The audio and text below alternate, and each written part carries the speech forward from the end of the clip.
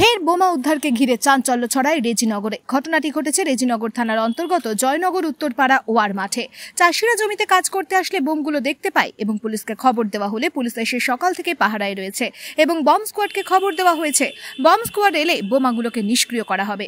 এটা সকালে ওই মুনিশের সঙ্গে রায় কাটতে এসি, রায়ের জমিতে বোম আছে দেখি, পুলিশ এসছে, তারপর পুলিশ এসছে।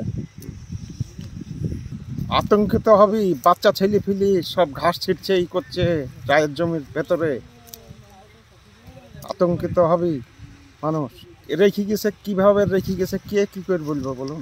আমি এই মাঠে দেখছি এবার বোম পড়ে আছে, ভলেন্টার ওরাও দেখছে, মাঠে চাষ করি আমি দেখছি এরকম ধারা, কে বা কারা রেখেছে কী করে বলবো, আমার তো কিছুই জানা নাই। দেখলাম এই পড়ে আছে, এইটাই ছাড়া আতঙ্কিত। বোম থাকা একটা মানে ভয়ঙ্কর ব্যাপার, এখানে গ্রাম থেকে অনেকটা দূরে এবং মাঠের মাঝে এটা ঘটনাটা। আমরা চাষি দেখছি এরকম মাঠে রায় কাটতে গিয়ে এসে এসব বোম পড়ে আছে, ভয়ঙ্কর ব্যাপার একটা এটাই।